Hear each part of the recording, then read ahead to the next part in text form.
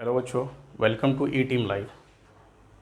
तो जैसे कि हमें पता है कि अभी हमारा क्या चल रहा है, 11वीं कक्षा क्लास 11th का हमारा क्या चल रहा है। अभी हमारा क्लास 11th का चैप्टर 1 चल रहा है समुच्चय।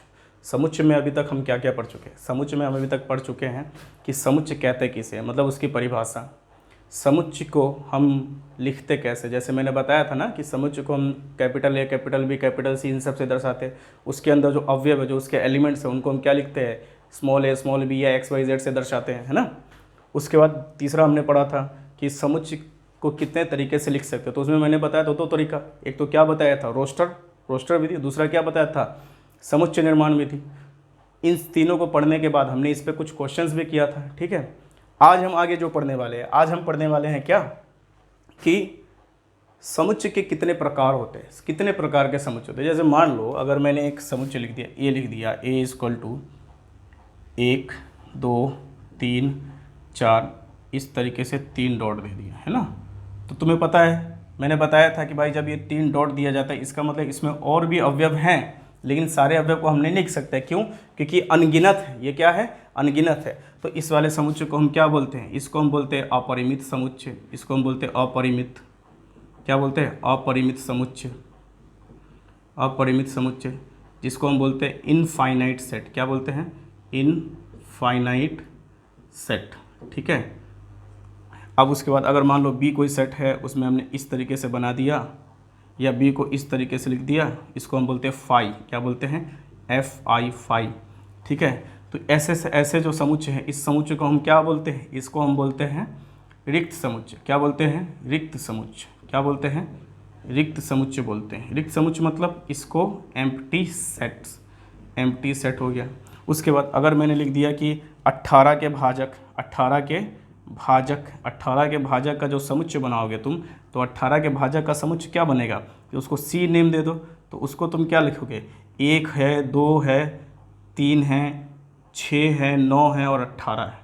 तो इसमें क्या हो जाता है? इसमें बोल सकते हैं कि सी में कितने अवयव हैं, तो नंबर ऑफ अवयव, नंबर ऑफ एलिमेंट से सी, तो कितने हो जाएंगे? 1 2 3 4 5 6, 6 हो जाएंगे। मतलब इसकी तुम गिनती कर लिए, लिमिट हो गया। तो इसको हम बोल देते हैं क्या? इसको बोल देते हैं परिमित समुच्चय। क्या बोल देते हैं? परिमित समुच्चय। परिमित समुच्चय, इसको हम बोल देते हैं क्या? परिमित समुच्चय। परिमित समुच्चय का मतलब क्या होता है? फाइनाइट सेट, जिसमें लिमिट अमाउंट हो, जिसको हम गिन सके, फाइनाइट सेट बोल देते हैं, है ना। फाइनाइट सेट बोल देते हैं। या मतलब मान लो तुमने क्या लिखा है, ए में 1 2 3 4 इस तरीके से लिखा, और बी में क्या लिख दिया? बी में लिख दिया 3 1 4 और 2 इस तरीके से लिख दिया, है ना। तो देख रहे हो कि बी मतलब कि ए में जो अवयव है वो भी 4 ही हैं, और बी में जो अवयव हैं वो भी कितने हैं? वो भी 4 ही हैं। 1 2 3 4, 1 2 3 4, लेकिन दोनों में क्या है? समान है। इसमें भी 3 है, उसमें भी 3 है, उसमें भी 4 है, इसमें भी 4 है, उसमें भी 2 है, इसमें भी 2, उसमें भी 1 है, इसमें भी, मतलब सारे अवयव क्या है? सेम सेम है। अवयवों की संख्या भी बराबर है और सारे अवयव भी क्या है? वो सेम सेम है। तो ऐसे समुच्चय को हम क्या बोलते हैं? इसको बोलते हैं A बराबर B। और ऐसे समुच्चय को हम क्या बोलते हैं? समान समुच्चय। क्या बोलते हैं? समान समुच्चय, है ना। समान समुच्चय, समुच्चय जिसको हम इंग्लिश में बोलते हैं इक्वल सेट्स। क्या बोलते हैं? Equal sets. तो आगे हमें इसी सब के बारे में डिटेल्स में पढ़ना है, एकदम वर्णन करना है, ठीक है। व्याख्यान कर रहे हैं इन सब का। तो आगे जब हम अब बढ़ेंगे तो पीछे के कुछ हमारे क्वेश्चंस रह गए थे, उसको हम कर लेते हैं, फिर उसके बाद हम बारी बारी से इन सब के बारे में पढ़ेंगे। बहुत मज़ा आने वाला है पढ़ने में। आ जाओ, एक एक चीज़ बिल्कुल क्लियरली समझाऊंगा मैं। तो पढ़ना शुरू करते हैं। तो शुरू करते हैं, चलो आ जाओ शुरू करते हैं, ठीक है। ये वाला सवाल हमने जो है अपनी पिछली क्लास में कर लिया था। आगे सवाल क्या आता है हमारे पास? क्या आता है सवाल? ये क्या है? देखो क्या लिखा है, निम्नलिखित समुच्चय के सभी अवयवों सदस्यों, बताए अवयव एलिमेंट्स कहते हैं ना, अवयव किसको बोलते हैं? एलिमेंट्स को बोलते हैं, है ना। बोल रहा है कि इसके सभी सदस्यों को सूचीबद्ध कीजिए। तो देखो इसको देखो, जब इस तरीके से हमारा लिखा है ना कि सबका गुण लिख दिए, तो इस तरीके को हम क्या बोलते हैं? समुच्चय निर्माण बोलते हैं। क्या बोलते हैं? समुच्चय निर्माण, समुच्चय निर्माण, समुच्चय निर्माण विधि। ये समुच्चय निर्माण विधि में लिखा हुआ है। अब जब ये समुच्चय निर्माण विधि में लिखा हुआ है तो इसको क्या करना पड़ेगा? सूचीबद्ध। सूचीबद्ध मतलब रोस्टर में लिखना पड़ेगा। तो जाहिर सी बात हमें क्या करना पड़ेगा? इन सबको रोस्टर में लिखना पड़ेगा। तो चलो रोस्टर में लिखते हैं। तो जैसे ए एक्स सच दैट, एक्स इस तरीके से है, सच दैट मतलब एक्स इस तरीके से है कि एक्स एक विषम प्राकृत संख्या है, विषम प्राकृत संख्या। मैंने बताया था कि प्राकृत संख्या की बात करते हैं तो प्राकृत संख्या के समुच्चय को हम n से लिखते हैं। देख लेना, पिछली क्लास में मैंने ये बताया है, ठीक है। तो एक बार पिछली क्लास को क्या करना, थोड़ा देख लेना, उसके बाद इसमें आना, ठीक है। तो n बराबर क्या हो जाएगा, समुच्चय है, प्राकृत क्या है, प्राकृत संख्या है। प्राकृत संख्या के समुच्चय को हम n से लिखते हैं, ठीक है। तो उसमें क्या किया जाएगा, प्राकृत संख्या 1 2 3 4 और 5 6, देख कभी ख़त्म होने वाला है ही नहीं, है ना, क्योंकि गिनती कभी ख़त्म हो सकती है। तो ए एक्स सच दैट एक्स एक विषम प्राकृत संख्या, इस तरीके से लिखना है। तो अब हमारा जो सेट ए बन जाएगा, ये जो हमारा प्राकृत संख्या का समुच्चय है, प्राकृत संख्या को हम क्या बोलते हैं, प्राकृत संख्या जो होता है उसको हम क्या बोलते हैं, उसको हम बोलते हैं नेचुरल नंबर। इसलिए तो पहला लेटर एन है, तो एन से इसको लिख देते हैं नेचुरल नंबर्स, नेचुरल नंबर्स, ठीक है। तो ए इक्वल टू क्या हो जाएगा, हमें क्या करना है, सिर्फ विषम लेने हैं। विषम मतलब विषम प्राकृत संख्या, विषम प्राकृत संख्या, विषम प्राकृत संख्या। तो इसको हम बोलते हैं odd natural number, odd natural number, ठीक है। तो विषम प्राकृत संख्या हमारे पास क्या क्या हो जाएगा, तो देखो 1 होगा, 3 होगा, 5 होगा, 7 होगा, 8 नहीं होगा, 9 हो जाएगा, 11 हो जाएगा। इसी तरह से विषम संख्या, विषम प्राकृत संख्या भी कभी ख़त्म होने वाली होगी। अगर 1 से लेकर 100 तक की संख्याएं हमने ली हैं तो उसमें 50 क्या होते हैं, विषम होते हैं, और 50 क्या होते हैं, सम होते हैं। तो जब ये बराबर है तो चाहे कितने भी कर लो उसमें भी विषम संख्या बराबर होगी, तो कभी ख़त्म होने का नाम तो लेगा नहीं, कभी ख़त्म हो सकता नहीं।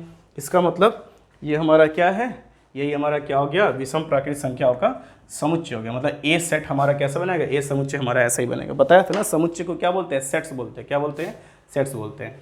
एक्स एक विषम प्राकृत संख्या हो गया। चलो उसके बाद बी नंबर में देखते हैं, बी सच दैट, बी बराबर है एक्स इस तरह से है कि एक्स सच दैट एक्स एक पूर्णांक है। एक्स एक क्या है, पूर्णांक है। एक्स एक क्या है, पूर्णांक। पूर्णांक मतलब याद रखो, पूर्णांक को हम क्या बोलते थे, इंटीजर्स। पूर्णांक, पूर्णांक क्या होता है, इंटीजर्स, इंटीजर्स। और इंटीजर्स को हम कैसे लिखते थे, जेड से डिनोट करते थे। तो इंटीजर का जो सेट बनाते थे, समुच्चय बनाते थे, उसमें क्या करते थे, माइनस इन्फिनिटी, -4, -3, -2, -1, 0, 1, 2, 3, 4 और प्लस इन्फिनिटी, ये हो जाता था, है ना। हम बोलते थे कि भैया सारे के सारे प्राकृत संख्या क्या है, पूर्णांक है, या सारे के सारे पूर्ण संख्या क्या है, पूर्णांक है। लेकिन सभी पूर्णांक या नहीं तो पूर्ण संख्या है और ना ही पूर्ण प्राकृत संख्या है, ठीक है। यहाँ पे हमको क्या था कि यही हमारे क्या है, पूर्णांकों का क्या है, समुच्चय है। अब इसमें हमको क्या देखना है कि जो पूर्णांक होना चाहिए, अच्छा पूर्णांक माइनस में हो सकता है, माइनस में पूर्णांक को लिख सकते हैं। जैसे -2 एक पूर्णांक है, समझ में आएगी बात। अब यहाँ पे -1/2 है, ये देखो ये -1/2 पूर्णांक नहीं है, ये -1/2 पूर्णांक नहीं है, क्योंकि इसको तुम लिख सकते हो -0.5, ठीक है। मतलब -0.5 से x छोटा हो बड़ा हो, लेकिन 9/2 मतलब 4.5, 4.5 से। अब मुझे एक बात बताओ, जब हम 0 लिखते हैं और 1 लिखते हैं तो इनके बीच में क्या आता है, 0.5, मतलब 1/2 आता है कि नहीं आता है, यही आता है। तो इसका मतलब अगर 0 और -1 लिखेंगे तो इन्हीं के बीच में तो 0.5 आएगा माइनस के साथ, तो ये -1/2 हो जाएगा, होगा कि नहीं होगा। तो x बोल रहा है -0.5 से बड़ा होना चाहिए। तो -0.5 से बड़े कौन कौन से हैं, -0.4 है, -0.3 है, 0.3, -0.2 है। लेकिन क्या ये सब हमारे पूर्णांक है, नहीं है, इंटीजर्स नहीं है। इसका मतलब ये सब नहीं ले सकते। तो -0.5 से बड़ा एक संख्या जो इंटीजर है वो क्या है, 0 है, वो क्या है, 0 है, 0 है। तो सबसे पहला इंटीजर, ये जो हमारा सेट बी बनेगा, समुच्चय बी बनेगा, उसमें सबसे पहला इंटीजर हमारा क्या आ गया, 0 आ गया। अब 4.5 से छोटा है, 4.5 4.5 से छोटा है। तो बताओ क्या 4 4.5 से छोटा नहीं है, बिल्कुल छोटा है। तो 4 तक लिखेंगे, उससे आगे नहीं जा सकते। 4.1 लिख नहीं सकते, 4.1 भी 5 से छोटा है, लेकिन 4.1 क्या हमारा पूर्णांक नहीं है, ठीक है। तो 4 तक हमारी मजबूर होगी। तो 1 2 3 और यहाँ पे क्या आ जाएगा, 4।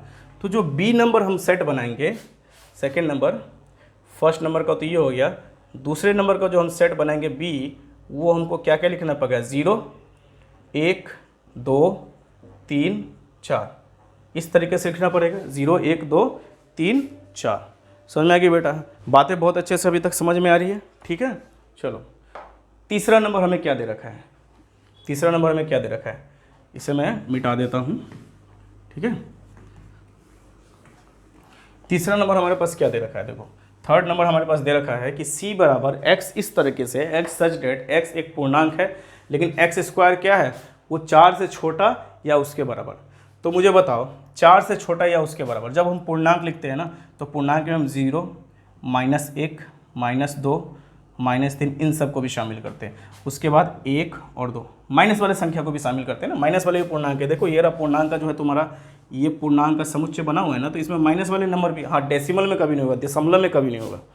अब देख लो, अगर तुम x का मान 1 ले लो, x का मान सबसे पहले 0 ले लो, तो x का मान 0 लोगे तो x स्क्वायर भी 0 आएगा, आएगा कि नहीं आएगा। अगर तुम x का मान 1 ले लो तो x स्क्वायर का मान कितना आएगा, वो भी 1 आएगा, 1 का स्क्वायर 1 ही होता है। अगर तुम x स्क्वायर का मान -1 ले लो, x का मान -1 ले लो तो x स्क्वायर का मान भी 1 आएगा। अगर x का मान तुम 2 ले लो तो x स्क्वायर का मान कितना आएगा, 4 आएगा।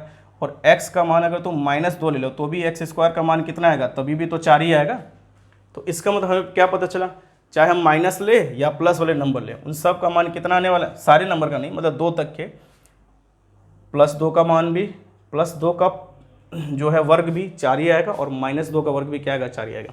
इसका मतलब ये जो C हमारा समुच्चय बना है, वो C समुच्चय में कौन कौन से नंबर होंगे, तो हो जाएगा -1 नहीं, -2 भी तो है, -2, फिर उसके बाद -1, फिर उसके बाद 0, फिर 1 और 2, ये सारे नंबर हो जाएंगे इसमें, ये सारी संख्याएं हो जाएंगी इसमें, ठीक है। समझ में आ गई बात बेटा, यही तो है हमारा, ये सेट बन गया। चलो उसके बाद हम आते हैं चौथे नंबर पे, फोर्थ पे। चौथा नंबर हमारा क्या बोल रहा है, d बराबर x सच दैट, मतलब एक इस तरीके से है कि लोयल शब्द का एक अक्षर है, लोयल शब्द का एक अक्षर है, x क्या लोयल शब्द का एक अक्षर है। तो भाई ये कुछ नहीं है, तो इसमें हमको क्या करना पड़ेगा, सीधा डायरेक्ट बना दो, d बराबर बना दो क्या। अच्छा ये तीसरा नंबर है, ये हमारा क्या है, तीसरा नंबर है। मैंने यहाँ पे नहीं लिख के यहाँ पे लिख दिया है, वहाँ पे लिख दिया। तो डी क्या, लोयल, मैंने क्या बोला था, सारे लेटर्स को लिख देना है LOYA, लेकिन तुम L को एक नहीं लिख सकते, क्योंकि समुच्चय में सभी जितने भी अवयव है उन सबको क्या लिखा जाता है, एक बार लिखा जाता है, दोहराया नहीं जाता है। चलो उसके बाद हमें क्या पता चल गया, अब हमारे पास क्या आ गया, D x इस तरीके से कि x वर्ष का एक ऐसा महीना है जिसमें 31 दिन नहीं होते हैं। तो देख लो, वर्ष का एक ऐसा महीने का सेट है, समुच्चय है x, जिसमें 31 दिन नहीं होते। तो वर्ष के ऐसे महीने जिनमें 31 दिन नहीं होते वो क्या होते हैं, काउंट करते हैं ना हम, जनवरी, फरवरी, मार्च, अप्रैल, मई, जून, जुलाई 31 का, अगस्त 31 का, अगस्त, सितंबर, अक्टूबर, नवंबर, दिसंबर। तो जो ऊपर में है उनको हम क्या बोलते हैं, 31 के, और जो नीचे में उनको क्या बोलते हैं, 30 के हैं। लेकिन क्या होता है उसमें, फरवरी भी हमारा क्या होता है, वो भी क्या हो जाता है, 31 से कम का, ये तो 30 से भी कम का होता है, ठीक है। 29 ही 4 साल बाद आता है, फरवरी हो गया। मार्च हमारा 31 का हो जाएगा, अप्रैल हमारा क्या हो जाएगा, 30 का हो जाएगा। अप्रैल के बाद आता है मई 31 का हो जाएगा। जून हमारा कितने का हो जाएगा, 30 का हो जाएगा। उसके बाद जिसमें 31 दिन नहीं होते, 31 दिन नहीं होते, जून में भी 31 दिन नहीं होते ना, 30 ही दिन होते हैं। जून के बाद जुलाई 31 का हो जाता है, और अगस्त भी 31 का हो जाता है। अगस्त के बाद सितंबर क्या होगा हमारा, 31 का नहीं होगा। सितंबर के बाद अगस्त, सितंबर, अक्टूबर हमारा 31 का हो जाएगा, लेकिन नवंबर हमारा 31 का नहीं होगा। तो इसका मतलब हम जो है पाँचवें में हम क्या क्या लिख सकते हैं, पाँचवा ही तो कर रहे हैं ना, पाँचवें में हम क्या क्या लिख सकते हैं। हमारा जो पाँचवा सेट बनेगा, ई का समुच्चय जो बनेगा वो क्या बनेगा हमारा, बनेगा सबसे पहला उसमें अवयव एलिमेंट आएगा फरवरी, उसके बाद आएगा अप्रैल, उसके बाद आएगा जून, फिर आएगा सितंबर, फिर उसमें आएगा क्या, नवंबर। ठीक है, समझ में आएगी बात। यही हमारा हो गया क्या, 5 नंबर का हमारा आंसर हो गया, उत्तर हो गया। अब 6 नंबर देखो, F such that, X such that, X अंग्रेजी वर्णमाला का एक व्यंजन है जो K से पहले आता है। अच्छा, 2 होते हैं अंग्रेजी वर्णमाला में, कितने होते हैं, एक तो स्वर होता है, स्वर क्या क्या होता है, A, E, I, O, U, बाकी इनको सारे छोड़ के क्या हो जाते हैं, व्यंजन हो जाते हैं। क्या हो जाते हैं, व्यंजन हो जाते हैं। तो व्यंजन हमारे क्या क्या होंगे, तो A के बाद A को छोड़ देना है, A के बाद B, C, D, क्योंकि E तो लेना नहीं है, E के बाद E लेना ही, F, G, H, F G H, तो हम क्या लिख सकते हैं, एफ जी एच। आई भी होता है लेकिन आई तो लेना नहीं, क्योंकि आई हमारा क्या हो गया, आई तो हमारा इसमें आ गया ना, स्वर में आ गया। आई, आई के बाद जे के एल एम एन, क्या हो जाएगा, J K L M N, okay, M N तक हो गया। उसके बाद एम एन, ओ नहीं लेना है क्योंकि ओ हमारा क्या है, स्वर में आ जा रहा, ओ, एम एन ओ।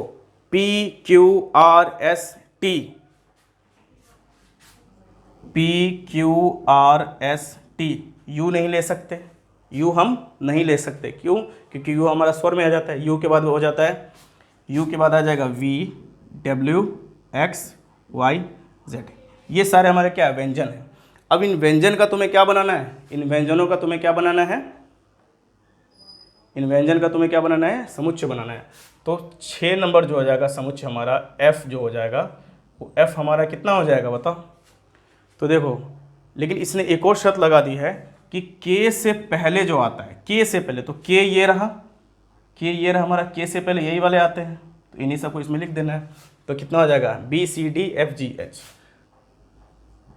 B C D F G H, ये हो गया तुम्हारा। ठीक है, समझ में आ गई बात। तो ये तुम्हारा क्या हो गया, इसकी कहानी, ये सवाल समझ में आ गई बात, बहुत अच्छे से समझ में आ गई होगी। चलो, बहुत अच्छी बात है, आगे की तरफ बढ़ें। बाई ओर रोस्टर रूप में लिखित और दाई ओर समुच्चय निर्माण रूप में लिखे रूप में वर्णित समुच्चयों का सही मान मिलान कीजिए। तो देखो क्या है कि इस साइड में जो है ना, इधर इधर तुम्हें किस में दे रखा है, इसमें रोस्टर में दे रखा है, और इस साइड क्या दे रखा है, समुच्चय निर्माण विधि में दे रखा है। इसका इससे तुम्हें क्या करना है, मिलान करना है। कर देते हैं, इसमें क्या दिक्कत है भाई, बिल्कुल कर देते हैं। अब तो हम सब कुछ सीख ही चुके हैं ना, तो अब तो करने में कोई दिक्कत नहीं आनी चाहिए। चलो करते हैं, चलो आ जाओ। क्या लिखा हुआ है यहाँ पे, 1 2 3 6। तो अगर मैं देखो, या तो साफ साफ देखने से पता चल रहा है कि 6 के जो भाजक है 1 2 3 और 6 ही होंगे। 6 के भाजक क्या हो जाएंगे, 1 2 3 6। इसका मतलब ये कहीं नहीं कहीं ये जो समुच्चय है 6 के भाजकों का समुच्चय है। और दूसरी बात, ये हमारा क्या है, प्राकृत संख्या भी है। तो देखो कहीं पे प्राकृत संख्या और 6 के भाजकों का लिखा हुआ है, हाँ ये देखो सी नंबर में x, इस तरह से कि x एक प्राकृत संख्या है और 6 के भाजक है। तो यही संख्या जो है प्राकृत संख्या भी और 6 के भाजक भी है। तो इसका मतलब जो पहले वाले का है उसका मिलान किसके साथ होगा, सी वाले के साथ। ठीक है, दूसरा नंबर देखो, दूसरा नंबर 2 और 3 है। तो देखो 2 और 3, इसमें 6 में 2 और 3 है, तो 2 और 3 एक प्राकृत संख्या है। दूसरा 6 के अभाज्य गुणनखंड, क्या है, अभाज्य, 6 के अभाज्य संख्या है, प्राकृत संख्या भी है, अभाज्य संख्या भी है और 6 के भाजक भी है। तो 2 और 3 क्या है, क्या है तुम्हारा, अभाज्य संख्या भी है और 6 के भाजक भी है। तो अभाज्य संख्या और 6 के भाजक, 6, ए नंबर हो गया। तो हमारा जो दूसरे का वो क्या हो जाएगा, ए नंबर हो जाएगा, ए के साथ मिलान होगा। तीसरा हमें देखते ही पता चल रहा है कि ये एम लिखा हुआ है, इसका मतलब ये इसका होगा, क्योंकि मैथमेटिक्स के सारे जो हैं हमारे लेटर्स जो हैं अल्फ़ाबेट वो इसमें लिखे हुए हैं। ठीक है, तो इसमें क्या हो जाएगा, ये तो देखते ही पता चल रहा है। तीसरे वाला का किसके साथ हो जाएगा, डी के साथ। 1 3 5 7 9, तो 1 3 5 7 9 देखो x, इस तरह से x संख्या 10 से कम एक विषम प्राकृत संख्या है। विषम भी है और प्राकृत भी है, विषम भी है और प्राकृत है। तो विषम प्राकृत संख्या किसको कहते हैं, विषम प्राकृत संख्या 10 से कम, 10 से कम विषम प्राकृत संख्या क्या होगी, तो 10 से कम विषम प्राकृत संख्या तुम्हारे साथ होगी 1 हो जाएगा, 3 हो जाएगा, 5 7 और 9, यही हो जाएगा 1 3 5 7 9, ये आ रहा है 1 3 5 7 9। इसका मतलब हमारा जो है चौथे नंबर का मिलान किसके साथ हो जाएगा, बी के साथ हो जाएगा। तो यही तुम्हारा मिलान है। ठीक है, समझ में आ गई बात, समझ लिया, आगे बढ़ते हैं। चलो, रिक्त समुच्चय, समुच्चय के प्रकारों में अब हम पहुंच चुके हैं, जिसमें सबसे पहला हमें क्या समझना है, रिक्त समुच्चय। रिक्त समुच्चय क्या होता है, तो देखो रिक्त समुच्चय क्या होगा। रिक्त समुच्चय की जब हम परिभाषा पढ़ेंगे तो क्या होगा, ऐसा समुच्चय, ऐसा समुच्चय जिसमें एक भी अवयव जिसको हम क्या बोलते हैं, एलिमेंट्स ना हो, रिक्त समुच्चय कहलाते हैं।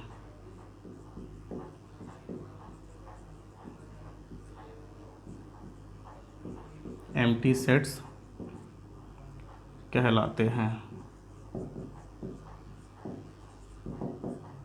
ठीक है, कैसे?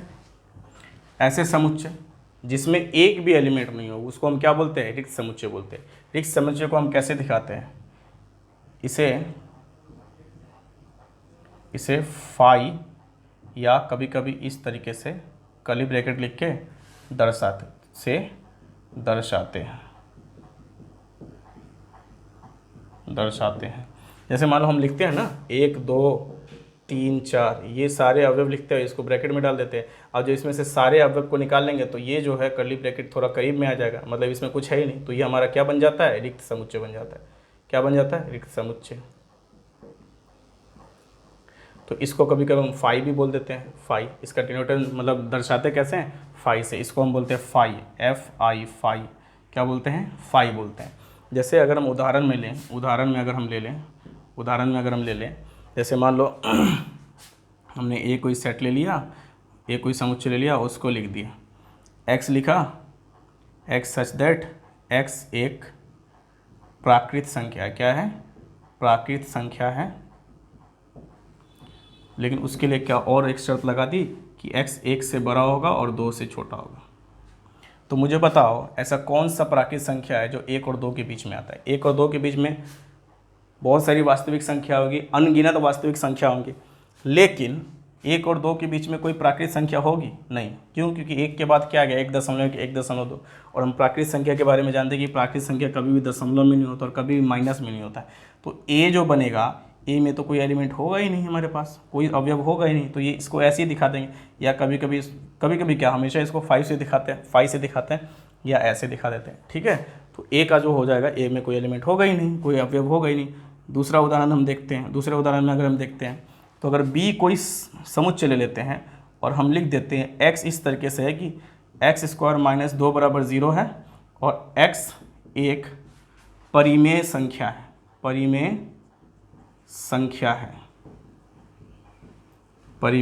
है।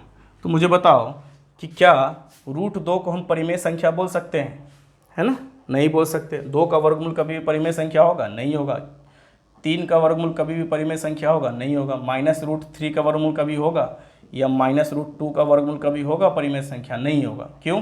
क्योंकि इनको हम बाहर निकाल ही नहीं सकते हैं। लेकिन अगर मैं अंदर में 4 लिखूँ तो इसको तो हम 2 बाहर निकाल सकते हैं, प्लस माइनस को, ये परिमेय संख्या हो जाएगा, √4 परिमेय संख्या हो जाएगा, लेकिन -√2 और +√2 परिमेय संख्या नहीं होगा। लेकिन यहाँ पे तो वही आ रहा है ना हमारा, अगर हम x² - 2 = 0 करें तो x² बराबर कितना हो जाएगा? 2 हो जाएगा। तो x बराबर हमारे पास कितना आ जाएगा? +-√2। तो क्या √2 या प्लस में या माइनस में वो कभी भी परिमेय संख्या हो सकता है? नहीं हो सकता है। तो b हमारा क्या बन जाएगा? b भी हमारा क्या हो जाएगा? रिक्त समुच्चय बन जाएगा। क्या बन जाएगा? रिक्त समुच्चय बन जाएगा। ठीक है, क्या बन जाएगा हमारा? b रिक्त समुच्चय बन जाएगा। ठीक है, रिक्त समुच्चय की परिभाषा यही है। आगे देखते हैं। रिक्त समुच्चय की परिभाषा पढ़ ली हमने, अब आगे देखते हैं हम आगे और क्या क्या है। हाँ, परिमित समुच्चय और अपरिमित समुच्चय। परिमित और अपरिमित समुच्चय क्या होता है बेटा? देखो, परिमित समुच्चय क्या होता है? परिमित समुच्चय को हम क्या बोलते हैं? फाइनाइट सेट बोलते हैं। क्या बोलते हैं? Finite set. तो परिमित समुच्चय की जब परिभाषा हम लिखते हैं, परिमित समुच्चय, जिसको हम क्या बोलेंगे? Finite set. तो फाइनाइट सेट का परिभाषा जब हम लिखेंगे तो लिखेंगे ऐसे समुच्चय जिनके अवयव क्या हो? अवयव क्या? एक लिमिट अमाउंट में, किसमें? लिमिट में, जिसके अवयव को हम गिन सके, कि जिसमें उसमें कितने अवयव उन सबको क्या कर सके? गिन सके, उसे हम क्या बोलते हैं? परिमित समुच्चय बोलते हैं। तो हम लिख सकते हैं कि ऐसे समुच्चय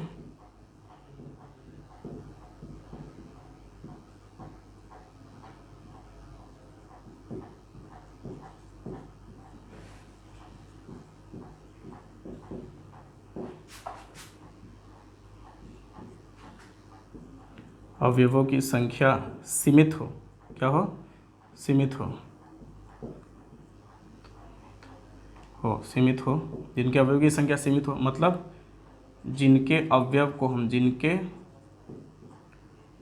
अवयव गिने जा सके, जा सके, जिनके अवयव क्या किया जा सके, गिने जा सके। ठीक है, ऐसे समुच्चय को हम क्या बोलते हैं, परिमित समुच्चय कहते हैं। इसको हम क्या बोलते हैं, परिमित समुच्चय बोलते हैं। परिमित समुच्चय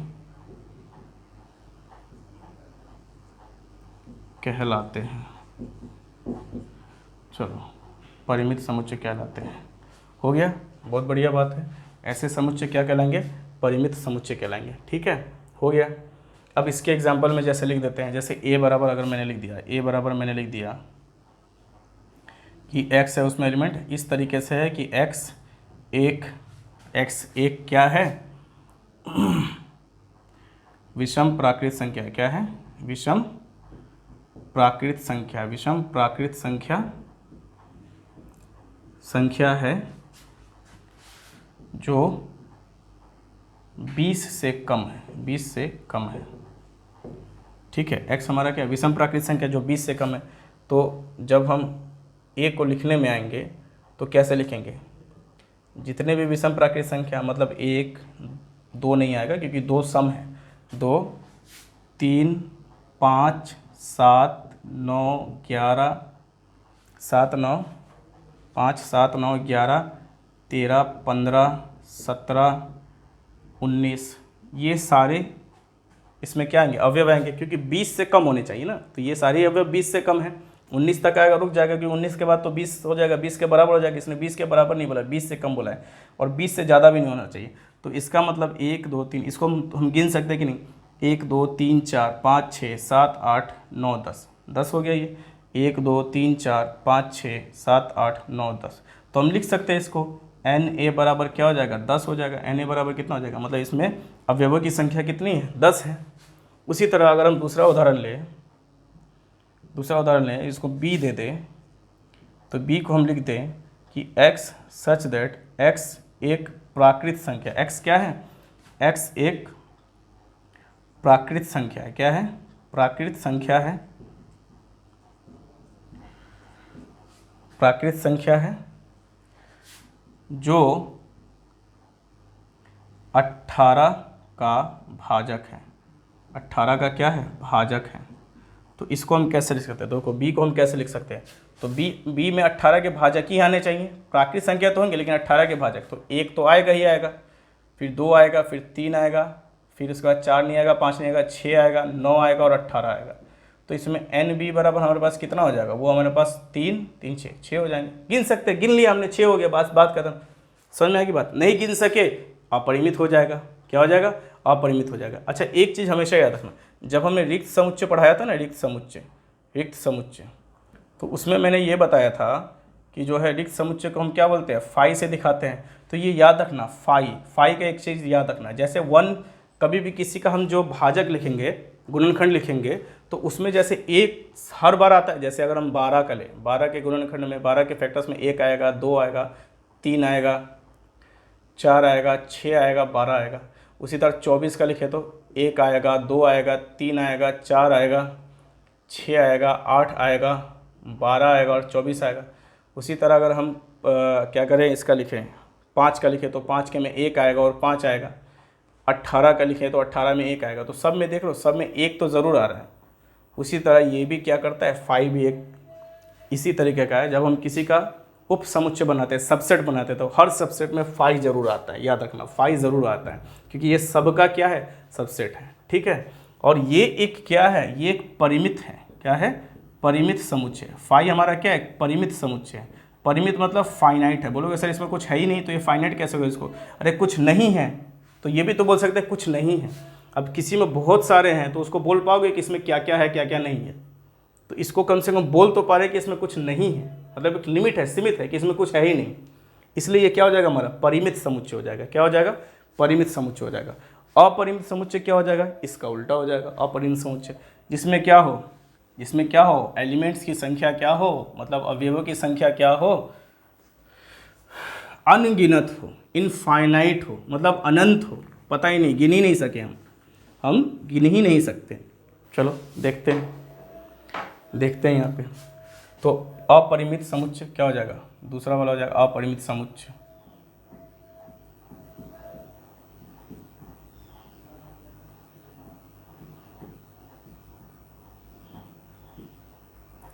अपरिमित समुच्चय, इसको हम बोलते हैं इनफाइनाइट सेट। क्या बोलते हैं?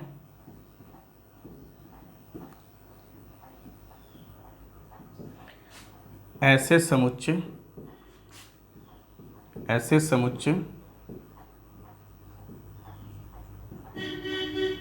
जिनके अवयवों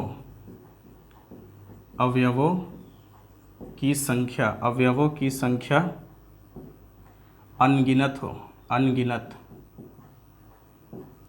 मतलब जिसको गिन ना सके, इसको हम बोलते हैं इनफाइनाइट हो, है ना। अपरिमित समुच्चय कहलाते हैं, अपरिमित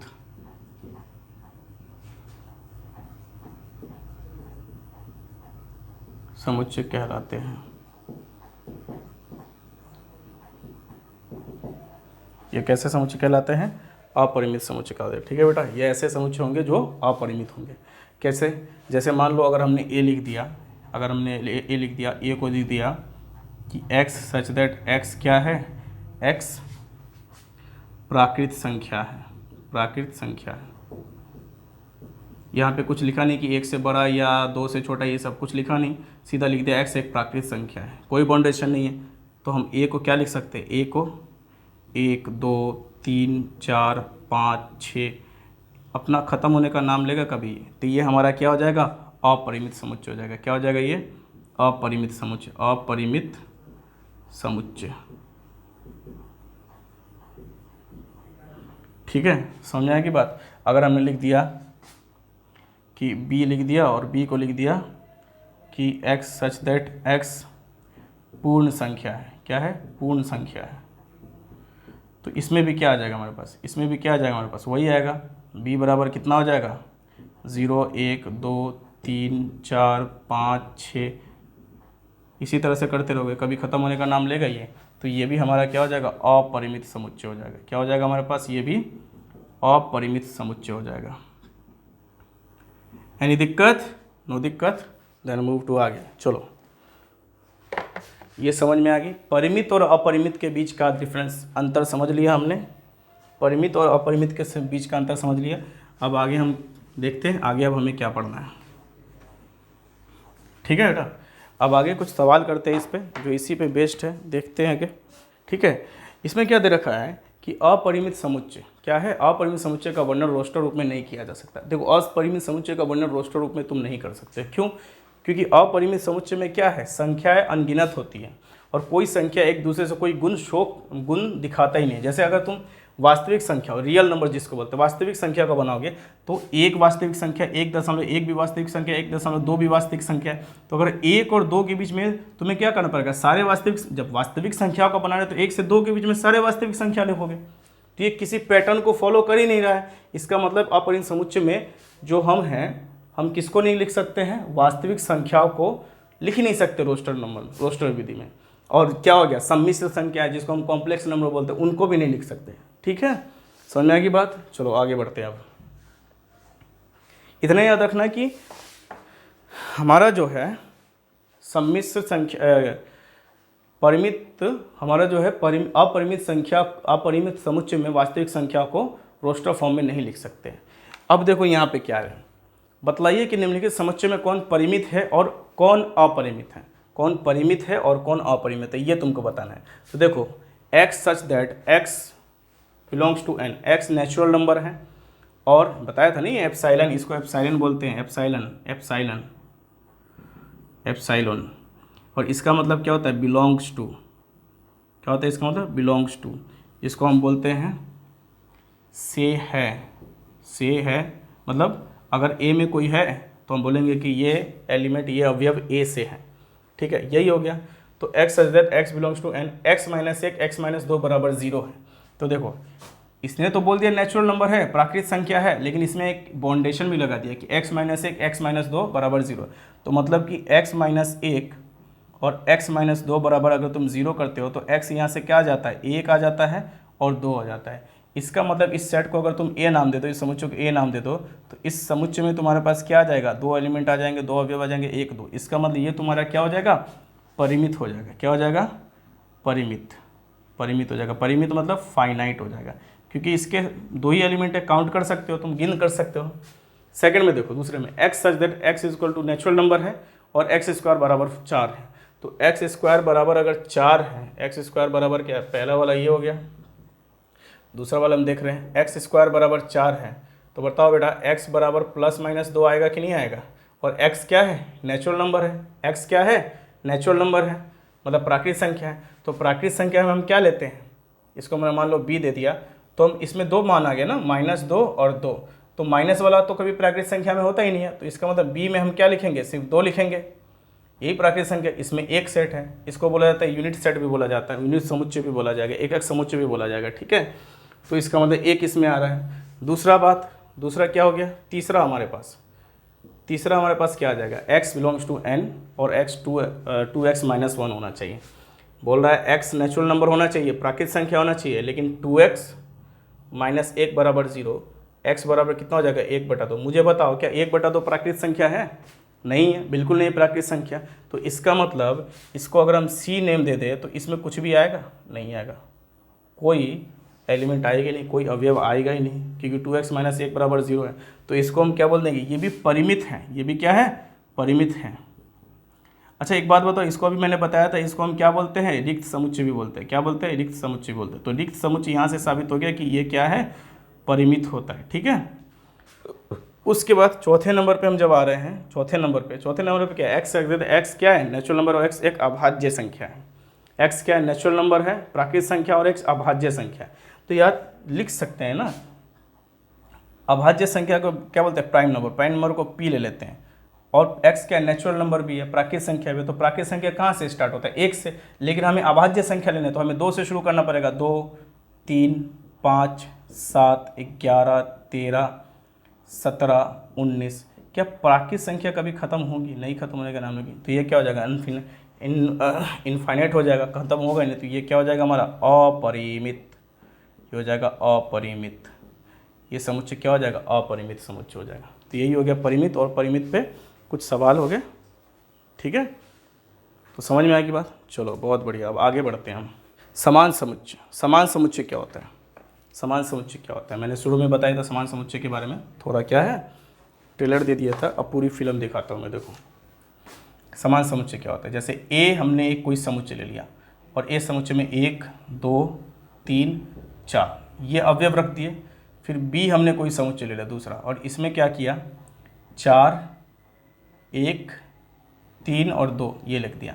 अच्छा मुझे बताओ, अगर ए के अवयवों की संख्या कितनी है, 4 है, और बी के अवयवों की संख्या भी क्या है, वो भी 4 है, दोनों में अवयवों की संख्या 4 समान है, और दोनों के अवयव भी समान है। देखो अवयवों की संख्या क्या है दोनों में, ए और बी में, ए और बी में अवयवों की संख्या, अवयव जिनको हम एलिमेंट्स बोलते हैं, अवयवों की संख्या समान है कि नहीं है, दोनों में 4 4 है। मतलब हम बोल सकते हैं कि एन ए बराबर किसके है, एन बी के। उसी तरह दूसरा हम क्या बोल सकते हैं कि ए और बी के अवयव एलिमेंट्स भी समान है, एलिमेंट्स भी क्या है, समान है। तो इससे क्या पता चला, हम इस केस में बोल सकते हैं कि ए बराबर क्या है, बी के, मतलब समुच्चय ए समुच्चय बी के क्या है, बराबर है। क्यों, क्योंकि दोनों में अवयवों की संख्या भी समान है, और जो अवयव है वो भी समान है। तो इसको हम क्या बोलेंगे, ए और बी क्या है, अवयव समान है। इसका जो परिभाषा हम पढ़ेंगे, तो परिभाषा क्या हो जाएगा, दो समुच्चय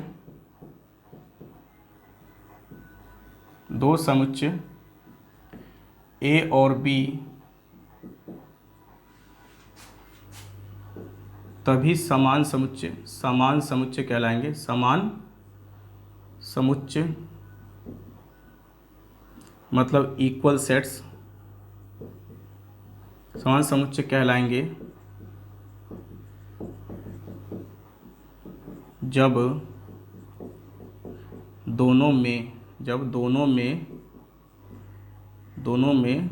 भे नहीं है, में है, अवयवों की संख्या और अवयव समान हो। क्या हो? समान हो। बस हो गया। समझ में आएगी बात? a इक्वल टू बी लिख देते हैं। क्या लिख देते हैं? a बराबर किसके लिख देते हैं? b के लिख देते हैं। समझ में आ गई बात? ये बात समझ में आ गई सबको?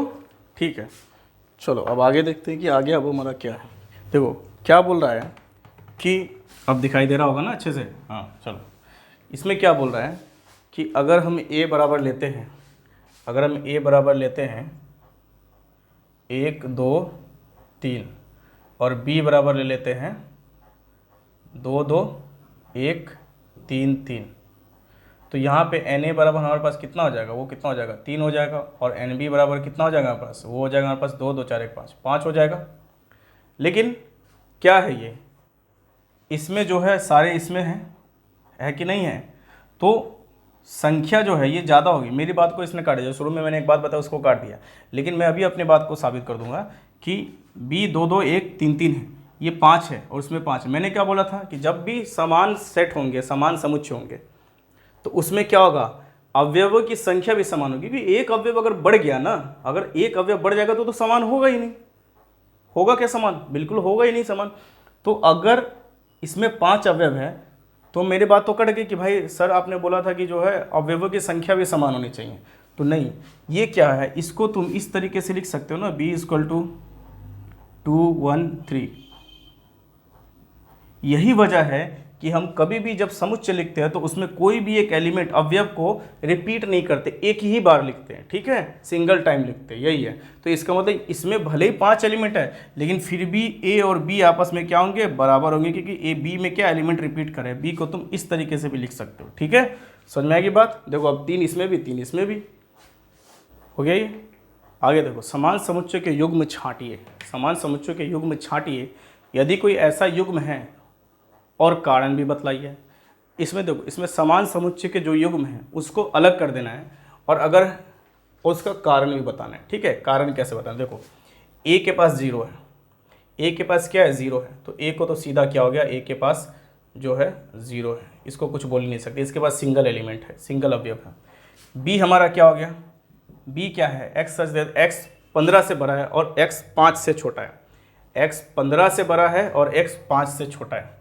15 से बड़ा और 5 से छोटा, बताओ मुझे। 15 से बड़ा हो, x 15 से बड़ा भी है और 5 से छोटा भी है, ये कौन सी बात होगी? बात मतलब कि 5 यहाँ पे लिखा, जैसे 15 यहाँ पे लिखा, 15 से बड़ा है x और 5 से छोटा, ये कभी हो सकता है? ऐसा पॉसिबल है?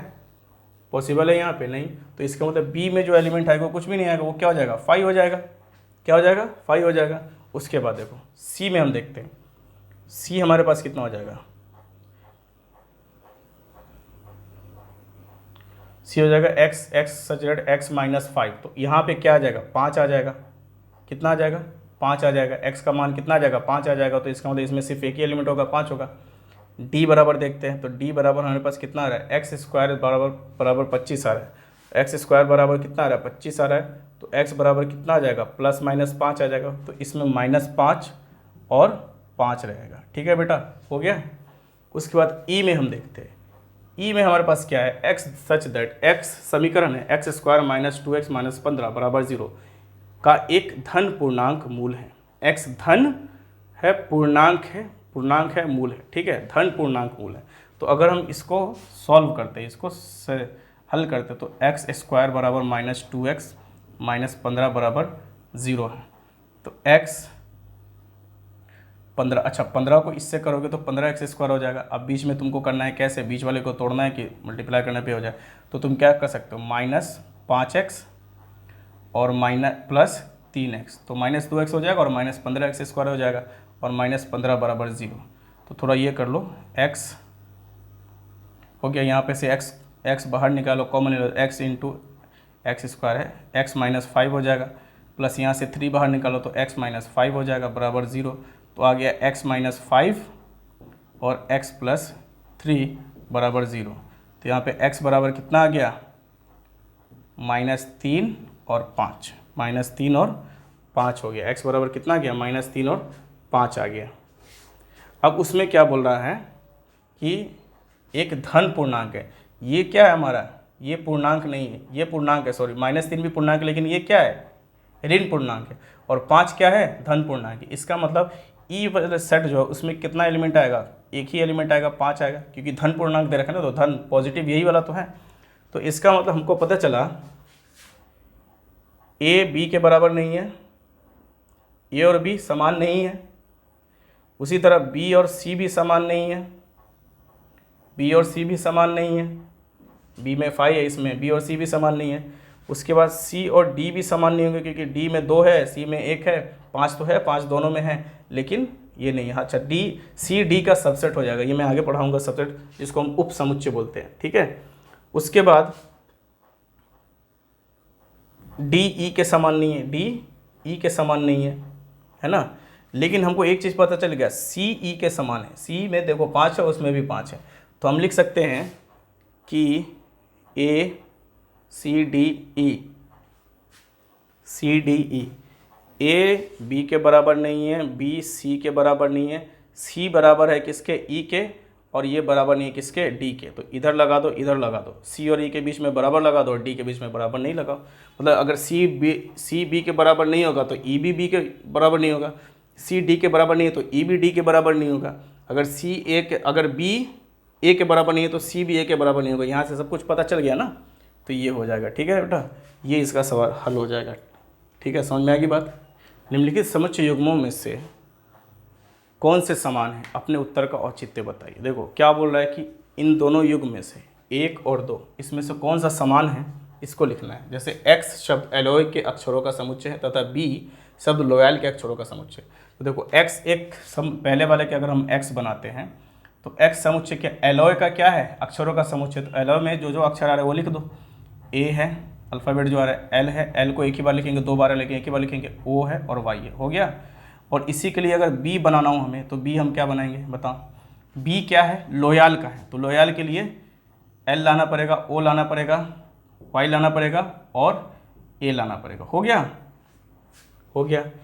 nx अगर हम लिखे अवयवों की संख्या x में तो वो भी 4 है, और अवयवों की संख्या b में तो वो भी क्या है, 4 ही है। लेकिन क्या दिक्कत आ रही है यहाँ पे कोई दिक्कत नहीं आ रही, a है, l है, o है, y है। तो इसका मतलब हम बोल सकते हैं कि x और b क्या है, समान है, x और b क्या है, समान है, हो गया। दूसरे युग्म को देखो, कारण भी यही है ना कि दोनों में क्या आ रहा है, सेम आ रहा है, नंबर ऑफ एलिमेंट्स भी सेम है, मतलब अवयवों की संख्या भी बराबर है, तो कारण भी तो यही हो गया। अब देखो सेकंड में क्या है, दूसरे वाले में क्या है, A N such that N बराबर जेड है, एन जेड इंटीजर को बोलते हैं, याद रखना। इंटीजर्स का जो समुच्चय मतलब पूर्णांक का जो समुच्चय उसको हम जेड से लिखते हैं, है ना, पूर्णांक के समुच्चय को हम किससे लिखते हैं, जेड से लिखते हैं। पूर्णांक के समुच्चय को हम किससे लिखते हैं, जेड से लिखते हैं। तो n है, एन जेड है तथा एन स्क्वायर 4 से छोटा है। एन स्क्वायर क्या है, अच्छा एन जेड है, n बराबर क्या है, z से बिलोंग करता है, मतलब n क्या है, पूर्णांक है, तो पूर्णांक क्या हो जाएगा, अच्छा बराबर, अगर n बराबर 1 लेते हैं तो n स्क्वायर बराबर कितना आ जाएगा, 1 आ जाएगा। n बराबर 2 लेते हैं तो n स्क्वायर बराबर कितना आ जाएगा, 4 आ जाएगा। n बराबर -1 लेते हैं तो n स्क्वायर बराबर कितना आ जाएगा, 1 आ जाएगा। n बराबर -2 लेंगे तो n स्क्वायर बराबर कितना आ जाएगा, 4 आ जाएगा। n बराबर 0 लेंगे तो n स्क्वायर बराबर कितना आ जाएगा, 0 आ जाएगा। समझ में आ गई बात बेटा। तो इसका मतलब माइनस का भी लो तो भी 4 और प्लस का लो तो भी 4, माइनस का लो तो भी 1, प्लस का लो तो भी 1। इसका मतलब ए सेट जो हमारा बनेगा ना, देखो 4 से छोटा या उसके बराबर लेना है ना एन स्क्वायर का वैल्यू, तो एन स्क्वायर का वैल्यू अगर 4 से छोटा उसके बराबर होगा, तुमको एन की वैल्यू क्या लेनी पड़ेगी, -2 तक लेनी पड़ेगी। तो हो जाएगा -2, -1, 0, 1, 2, हो गया, ये हमारा सेट हो गया, ठीक है। उसके बाद इसमें क्या है, एन ए बराबर कितना है, एन ए बराबर हमारे पास कितना है, 2, 2, 4, 1, 5 है। उसके बाद आते हैं b बराबर x such that x belongs to r। x हमारा क्या है, वास्तविक संख्या, r क्या है, रियल नंबर के समुच्चय को बोलते हैं, ठीक है। r क्या है, वास्तविक संख्या, r क्या है, r किसको बोलते हैं, वास्तविक संख्या, वास्तविक संख्या का समुच्चय।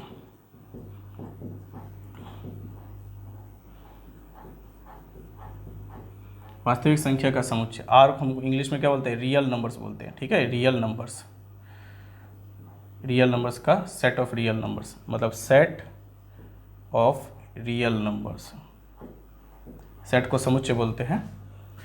x बिलोंग्स टू r, और x क्या है, x स्क्वायर -3x + 2, तो क्या हो जाएगा, अगर x स्क्वायर -3x + 2 बराबर 0 करोगे तो कितना आ जाएगा, x² - 2x - x -3x + 2 बराबर 0 और +2x² हो जाएगा। तो x × x - 2 -1 × x - 2 बराबर 0। तो x - 2 और x - 1, यहाँ पे देखो देखने में पता चल जा रहा है हमारा कि ये दोनों बराबर नहीं होगा। यहाँ पे क्या हो जाएगा, x का मान 1 और 2 हो जाएगा। ठीक है, x का मान क्या हो जाएगा, 1 और 2 हो जाएगा। तो b जो समुच्चय हमारा बना, b समुच्चय में हमारे पास कौन कौन सा आ जाएगा, 1 आ जाएगा और 2 आ जाएगा।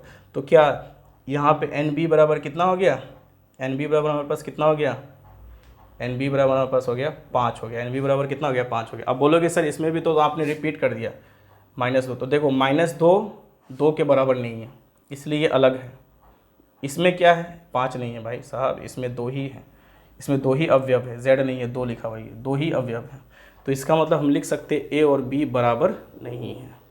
ठीक है बेटा, A और B बराबर नहीं है। तो आज हम इतना ही रहने देते हैं, बाकी का हम कल करेंगे। ठीक है, कल हम और भी चीज़ें पढ़ेंगे, अभी ये चैप्टर कंप्लीट नहीं हुआ है, अभी और भी चीज़ें पढ़नी हैं।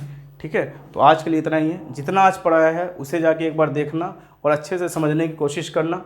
ठीक है, फिर अगली क्लास में हम मिलेंगे और अच्छे से पढ़ेंगे आगे की तरफ। तो आज के लिए इतना ही रहने देते हैं बच्चों, गुड बाय, खूब अच्छे से पढ़ो। ठीक है।